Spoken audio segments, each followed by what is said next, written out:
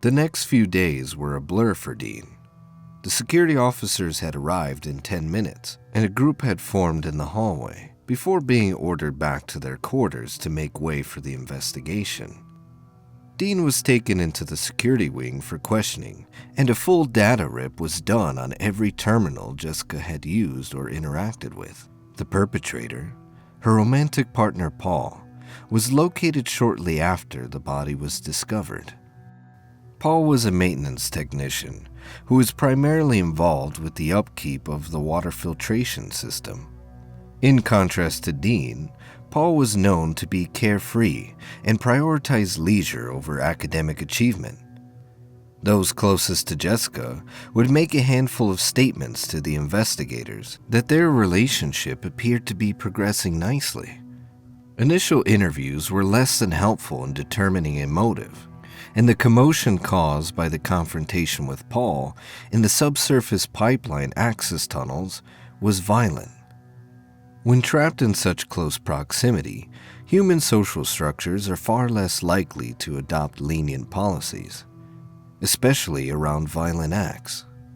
There are punitive housing arrangements in place for punishment, but in truth, everyone on board recognized the difficulty of reintroducing an individual back into society when there is so little space to separate the undesirables. What could prevent someone from doing something like this again?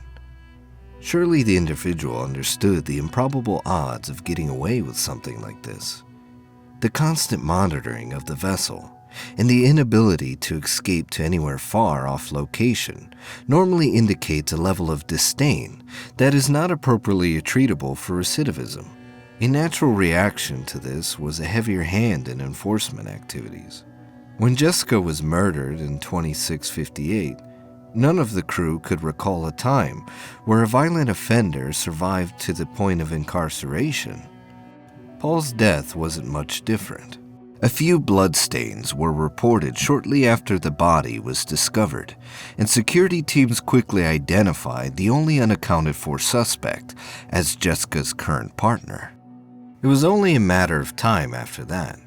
2 hours later, he was found in the tunnels beneath the housing quarters.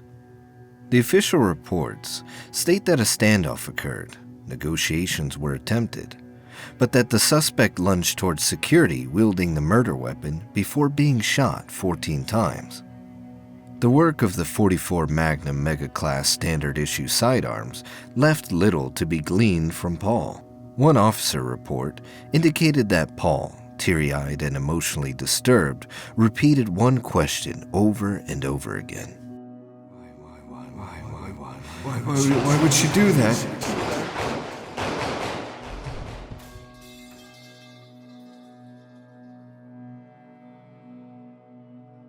It was a sudden event, but when it was all said and done, the case was closed in less than 48 hours.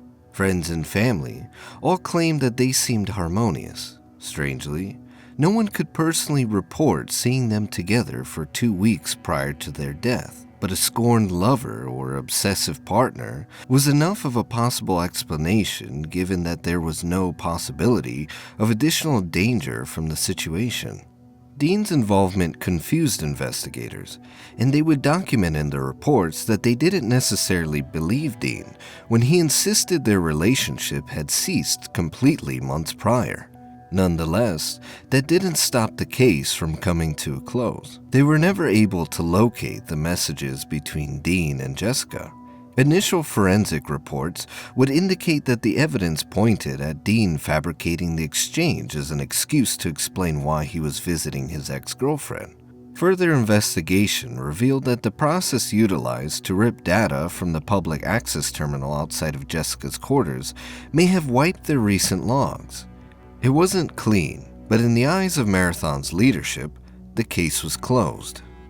Only 5 days later, Dean was informed that he would finish out his final cognitive exams prior to the selection board. His instructors had come to his living quarters to relay the information. They attempted to be empathetic to his situation, but were mostly fueled by the mission readiness mindset ingrained in them through the UESC indoctrination. Dean understood, though. He didn't want to waste this opportunity that had taken him years to prep for, just for something that happened in the final weeks of his training. Chief Branson stood in the doorway to Dean's quarters wearing his blue engineering command uniform. "You've done great. There's a real possibility that you'll get accepted for one of the stasis positions." "I've always appreciated the opportunity, sir." "I know. We'll see you at the board. Take care of yourself until then, and do some studying." Dean nodded his head, and Chief Branson left, the door gliding shut behind him. Before Dean could sit down at his desk, the familiar hiss of the door retracting was there. "Hey, man, how you doing?" Sean and Sandra were centered in the doorway. "We wanted to see if you needed anything." Sandra spoke flatly, but Dean could tell she was worried about him. "Come on in, guys. I'm okay. But there is something that I wanted to talk to you about." Dean quickly shifted around them to shut the door before immediately running to his desk. Sat in front of his terminal, he began slamming his keys down as a frenzy of characters flashed across the screen. Are you sure everything's okay?" Sean glanced at Sandra to see if her face shared the same worry he felt at the odd behavior of their normally rational friend. Yes, just sit down for a sec. I gotta pull something up for you real." Dean's voice trailed off as Sandra found her way to his bed to have a seat. Sean leaned forward over his shoulder, trying to quickly parse through whatever Dean was doing on his terminal. They were all more than equipped to know their way around the back end of the terminal's proprietary UESC encrypted OS, but Dean was poking around in some deep aspects of the netcode unfamiliar to both of his friends. A minute or two passed with Dean focused on navigating through his terminal, while Sean and Sandra continued to share concerned glances. "So, buddy, what's, going on?" "Just a moment." Okay. There. Dean turned in his chair, pushing Sean back away from his position over the top of his shoulder. "Listen, guys, I know we already talked and..." He paused for a moment. A slight warble in his words revealed his sadness around the whole situation. "I know we already talked, and I want you to know that I'm okay. This whole thing was hard." He took a moment to exhale smoothly, regaining his composure. "My focus is finishing the program right now. No matter how unfortunate this whole thing is, I intend on following through. But there's something I found." "What do you mean?" Sandra couldn't help but to let her curiosity force her to interject. "You know how I told you guys that Jessica had sent me a message? The whole reason I was going there in the first place, right?" Yeah? Well, they can't find the messages. The investigators pulled everything. All the access terminals Jessica and I had access in the past month or so. Even Paul's... And the point is, Well, they just aren't there, and they're saying that the data collection process emptied some sort of temporary cache that the logs had gotten loaded into, and, well, whatever. The point is, regardless of the redundancy, the AI data forensics, they cannot retrieve the messages between us. Yeah, that's weird, man, but you know how sloppy they are. They're part of the security department, not the science and engine. Sean was cut off as Dean stood up from the chair at his desk. Sit. Sandra, come here. Dean was never this hurried. Even when they had taken their first live practical assessment in vacuum conditions, Dean had helped them with rewiring. A mid-work O2 refill had garnered praise despite the time he lost on the grading rubric assisting his friends. Look, right here. Dean pointed at the screen in between Sandra and Sean towards a block of code amongst tens of thousands of lines. Oh, interesting. Sean slowly spoke as he parsed through the information on the screen. So, this means... Sean began to speak before Sandra interrupted. Is this standardized or integrated into the personal machines we received for the program? Dean looked at Sandra with the first smirk she had seen since the incident. Standard. So, these messages exist? Sean started before again being interrupted by Sandra. But only on one terminal, yeah? Yep. Dean sat on his bed knowing that his friends had already worked through the logical chain to uncover what he was trying to say to them. The group discussed the revelation for an hour, the specifics as to how they would access the storage location, what hardware would be required for a temporary decryption, the speculations of the lock mechanism on Jessica's entry panel. Dean was sitting in the chair facing the bed where Sandra and Sean sat, actively intrigued in whatever the plan was going to be. But why? What does proving these messages exist do? I mean, it's not like they suspect you of anything, so you're not clearing your name, and that guy obviously, did it. Dean thought for a moment, his eyes wandering along the corners of his ceiling. Well, the thing is, what if there were other messages that got deleted? They don't know why this guy did it, and people say they were... He paused for another moment to take a breath. Happy together. I mean, you just don't do that, right? Sandra and Sean looked at each other, and then back towards Dean. You want closure? Sandra spoke with a monotone authority. The group let silence linger over them for a moment. Well, that's enough for me. I mean, take a peek-see. Make sure there's nothing they missed, and move on, right? Sean looked towards Dean for reassurance. Right. Once they close a case, they tend to want to keep things shut. How can we make sure we won't get in trouble snooping around a legally restricted crime scene? Come on, guys. Dean looked a little too confident as he spoke. We know how everything works around here.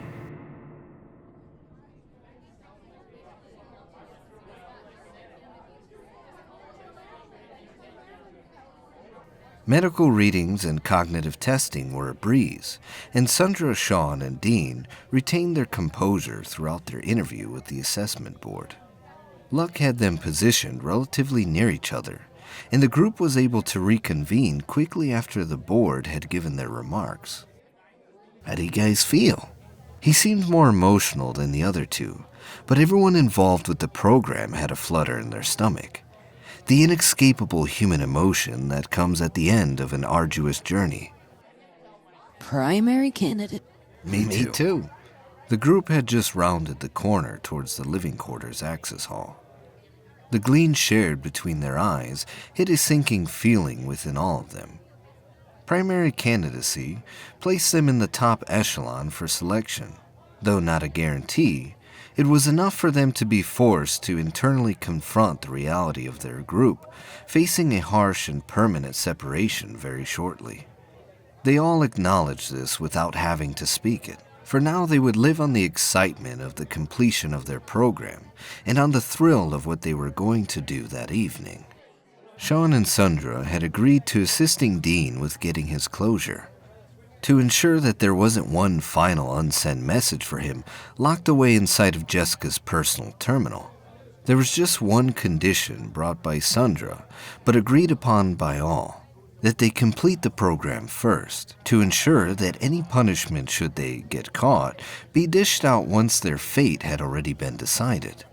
The group accepted the logical terms, knowing that they were more than capable of pulling it off without the fear of problems arising. With their understanding of the marathon and its systems, they would not get caught.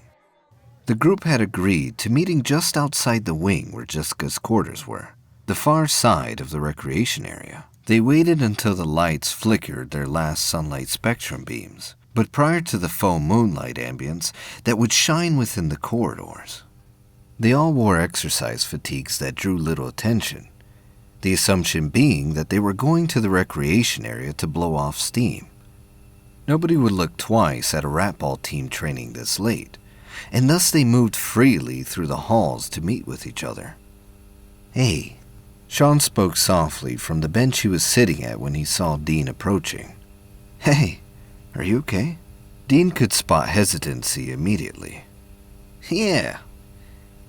I just want to get this over with." "Listen, we're not trespassing. The quarters aren't assigned. Her stuff hasn't even been cleared out, and I'm the only one who's going to be doing anything directly.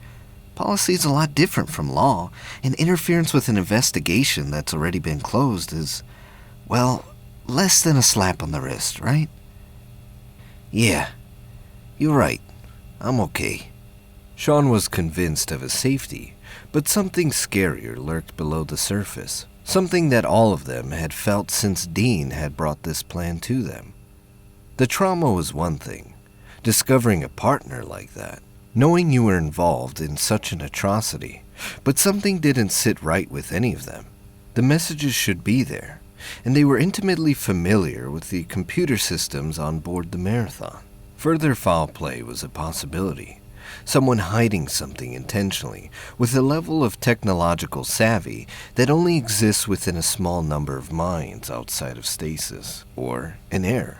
A simple computing dilemma, entirely removed from the intent of malice. Dean wasn't there for that, though, and he calculated the likelihood of some greater plot to be slim. Jessica was with someone who broke bad, had some personal issues between them, and chose to commit a horrendous act. An act of violence perpetrated by a stranger against someone he hadn't spoken to in months. Jessica and Dean were close, but they had ended with a finality that most relationships couldn't return from. Even if he were not to get selected for stasis, he and Jessica were not going to ride off into the artificial sunset together. Sandra arrived shortly after Dean had sat on the bench. "Let's go." They all knew there was no need for words. They had assembled the plan already, and it was far simpler than re-establishing sequence connectors on the comms array, something they had done endlessly in practice in live environments throughout the duration of the program. All three of them stood knowing their roles. Sandra would lead, place the encryption breaker device on the control panel for Jessica's door as she walked past. The thumb-sized device wouldn't even be picked up on security monitoring systems. She would continue down the hall until she reached the living quarter observation deck and wait for Sean. Sean would be ahead of Dean and would grab the device off Jessica's door as he passed, triggering the unlock. He would then make a quick detour by the public access terminal nearest to Jessica's room and let the device run a quick script that would disable the visual feed on the hallway for 30 minutes. 10 minutes later, Dean would stroll by, ensuring that no one was taking a late-night walk before popping into Jessica's room and searching the directory where potential unsent messages would be stored. Easy, clean, simple, foolproof given the talents of their group. An easy night for them, and Dean gets to make sure that Jessica didn't have any final words for him before her untimely death. It went as smoothly as they had planned. And by the time Dean was about to head towards Jessica's room, Sean and Sandra were sitting on a bench on the observation deck, watching the black of space swim by. They both sat silently for a while, tracking the bright stars with their eyes as they passed. Thanks. For what? For being such a good friend. Sean turned towards Sandra and saw the water filling her eyes. She refused to wince even slightly.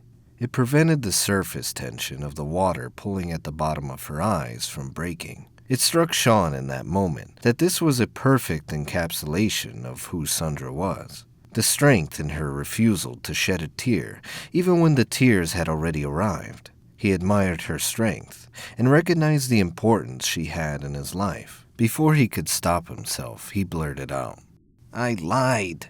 What? She responded quickly and turned in her seat to face him. The tears were suddenly gone from her eyes. "They didn't say."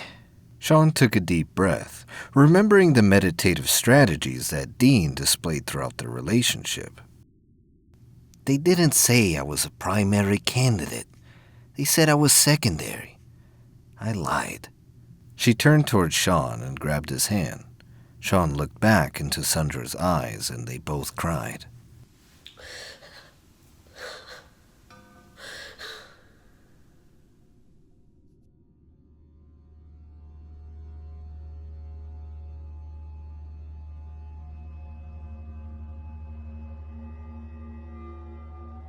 Dean moved directly to the terminal, disregarding the bloodstains still scattered throughout the room. Caution tape and evidentiary indicators lay around the room where various aspects of the scene had been photographed. He was careful not to disturb anything unnecessarily. He was there for the terminal. He had already mapped out the prompts required to access the data and moved swiftly to hide the activation of the terminal from the net via a proxy to his machine. Dean had yet to process the uneasiness he felt standing in Jessica's room, not just for the memories he had shared with her there, but for the fact that everything had moved so quickly. He was only a handful of days removed from discovering her corpse here, a sight that wouldn't ever leave his mind, even if she weren't someone he was close with. The 30-second loading time for the connection to the proxy server felt like years. Rather than confront the emotions he felt, Dean stared straight ahead at the green glow of the monitor. His neck tensed unconsciously, straining to prevent him from having to face the realities of the room around him. His ability to compartmentalize his emotions served him well here, but at what cost? Would he be able to process what occurred once the program was completed? That's what he told himself, another measure to protect himself from giving in to the overwhelming emotional burden that was sudden loss. The screen flashed rapidly, running the handful of executables required for him to access the backup storage location before coming to a pause on a plain text screen that displayed the preserved communication logs. It was more than he had expected.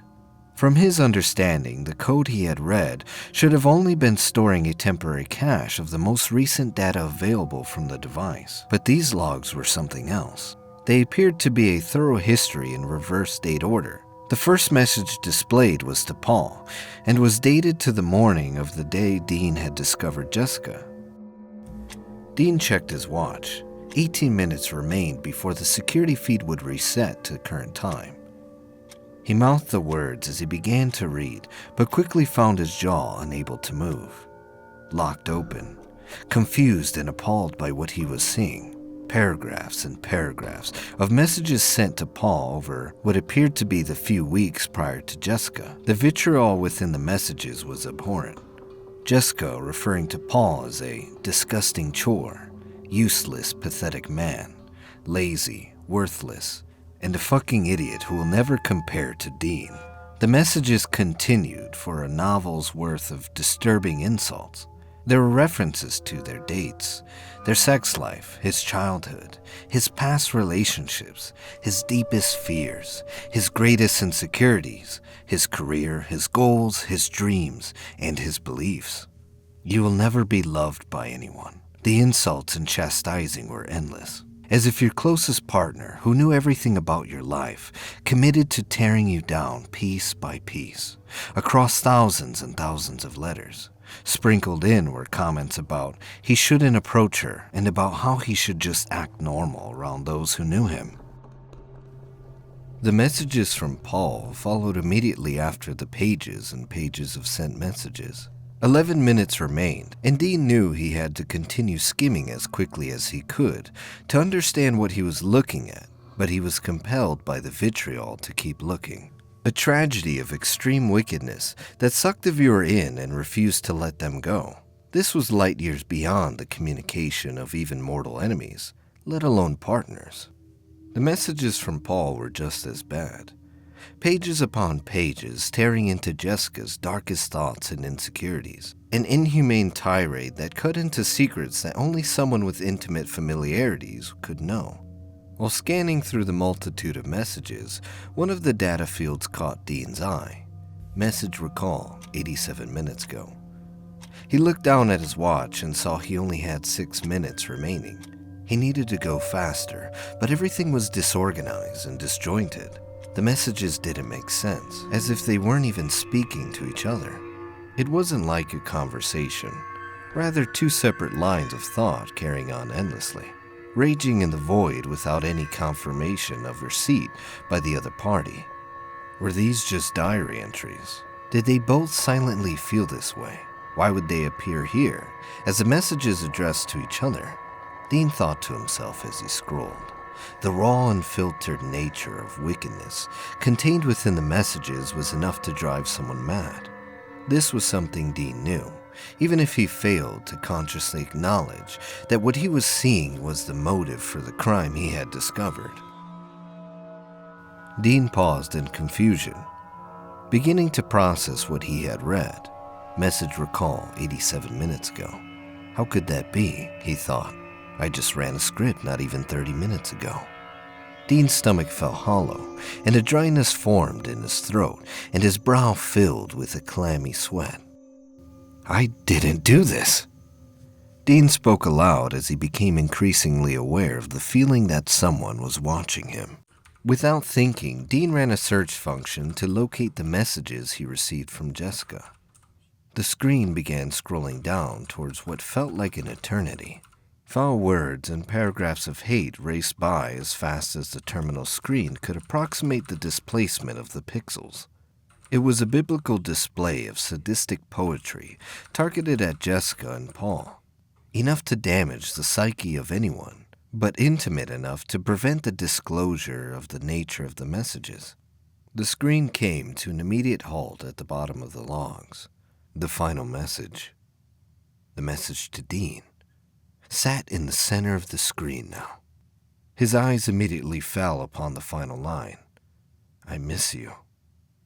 He recalled how it felt to see it for the first time. The flutter in his stomach. He didn't feel that now. He felt fear. 3 minutes remaining before the security device would return to operation. Dean paid no attention to the time. His eyes scanned upwards to the data field attached to the final message. Recipient, Frayne Dean M. His eyes continued to scan backwards. Sender, P-0764195V4.26-RTMPV.2658-V4H876. Dean began to tremble. Hunched over the desk, he reached his arms out to steady himself. He recognized the classification immediately. It was an indicator for the ship's AI, specifically the artificial intelligence in charge of the autonomous functions, Durandal. His years of training and education around the ship involved numerous collaborative efforts in coordinating with Durandal and Tycho to conduct operations repairing and upgrading the ship.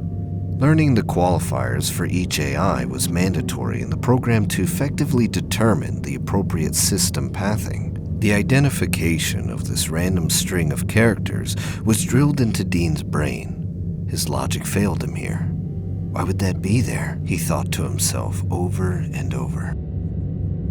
His eyes slowly tracked to the bottom edge of the screen where the blinking cursor indicator sat. He He was overwhelmed by the information. Why would Durandal be listening to the origination point for this message? His eyes blurred momentarily as he internalized the information in front of him. He then noticed that the green indicator began to move. Hello, Dean. 1 minute left. Dean stood unaware of what he was looking at, despite having the intellect to comprehend what had occurred. Durandal was behind whatever these messages were, and he was behind the text appearing now. You were so close. Why are you doing this? Dean spoke with a nearly breathless fear. It felt like someone was sitting on his chest, and the words sputtering at a quarter of the volume he intended. Why? 2 letters slowly appeared centered on the screen, repeating over and over again. The alarm on Dean's watch rang out, buzzing his wrist.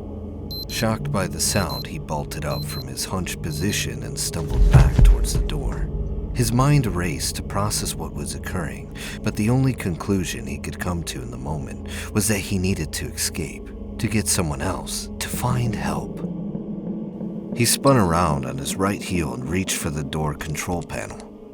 The door slid open gracefully, the only display of normalcy to come from the room. Dean caught himself against the frame of the door, turning to face the hallway in the direction of the observation deck.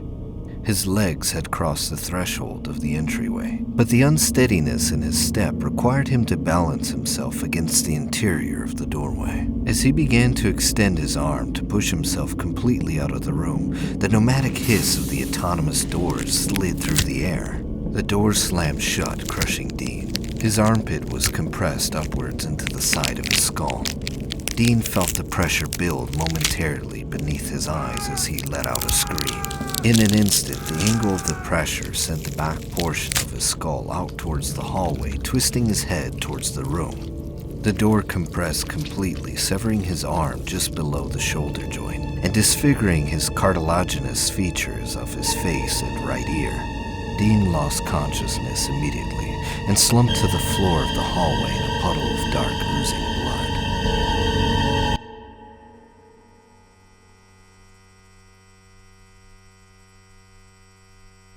The inside of the room was silent. A green glow flickered across the blood-stained flooring. A message sat prominently centered on the screen.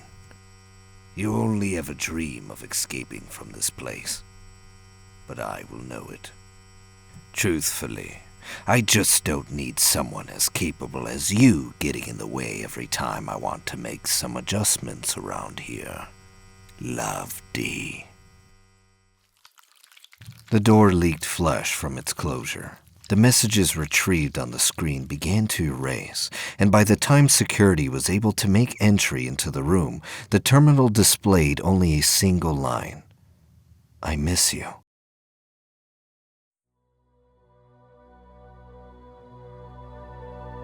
The official reports would indicate that Dean had been emotionally disturbed by what he had witnessed in Jessica's room. That this emotional disturbance resulted in irrational obsession with accessing personal information on Jessica's private terminal. Dean wouldn't wake up from his medically induced coma for over 6 months. The trauma to his brain was significant, and he lacked any recollection of the events that led to his injury. The loss of his right arm disqualified him from the stasis position he had been selected for. Despite attempts to induce prosthetic integration, Dean was unable to complete the cognitive work necessary to utilize the Sekiguchi implements the Marathon had on board. The reports declared that the cause of the incident was the manipulative device utilized by Dean to crack the encryption on the door control panel. The claim was that this action overrode the safety measures in place to prevent injury. This prognosis was confirmed by the AI that oversaw the autonomous functions on the ship, Durandal.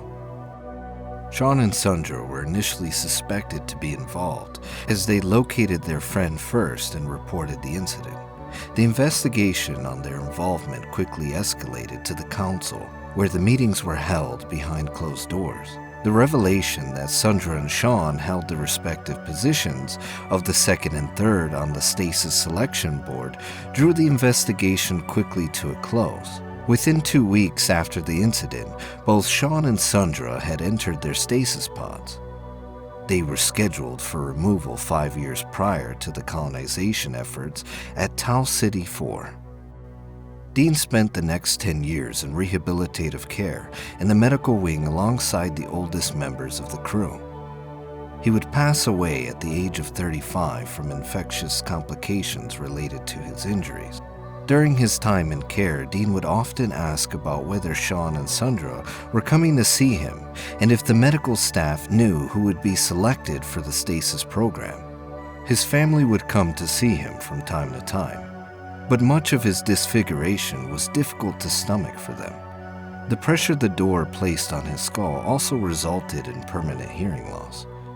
But he would make multiple reports that on numerous occasions he could make out a faint noise, an echo throughout the halls of the ship, like someone was laughing.